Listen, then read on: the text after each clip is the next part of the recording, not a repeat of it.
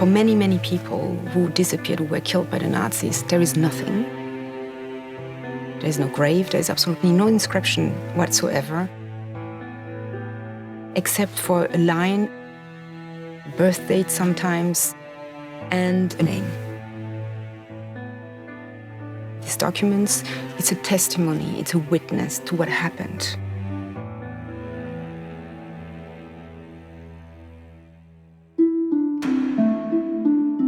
The Arolsen Archives hold 30 million documents. It's the largest worldwide archive on the persecution by the Nazis and on the survivors after the war.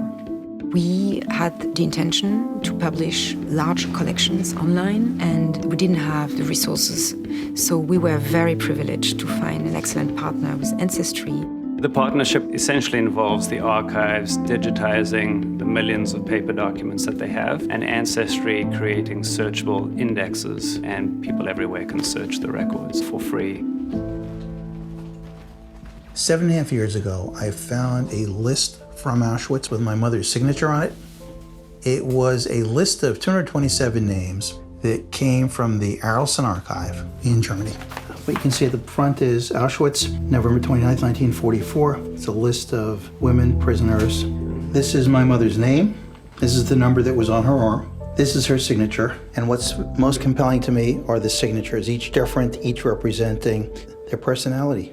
What I've been doing since then is going through name by name, trying to determine what happened to these girls, what's their story, where'd they come from, did they survive?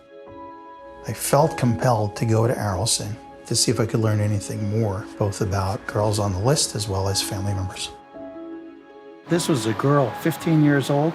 As I was growing up, my mother told me if I would have an extra piece of bread, I would give it to Margitka.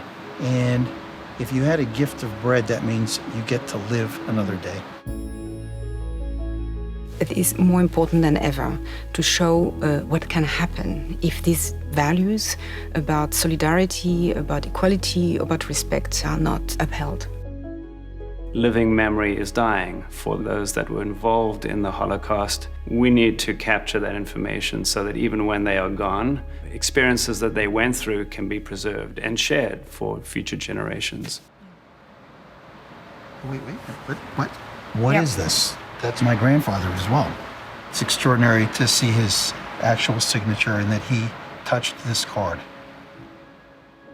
It is a privilege for us to contribute because of people like Alan, who are researching their relatives, but also other victims of the Nazis, because we contribute to the fact that they will not be forgotten.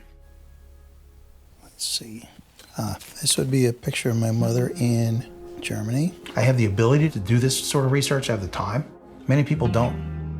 For those who can't go where the sources are stored, the ability to look at it online is extraordinary. And it's a wonderful thing that Ancestry is making it available for free to anyone who wants to see.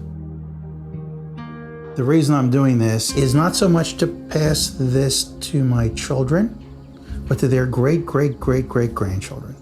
Because one day when they wake up and say, who am I? What am I going through here? And when they look back and they see what happened with their great-great-great-grandmother and her resilience, I want them to take that lesson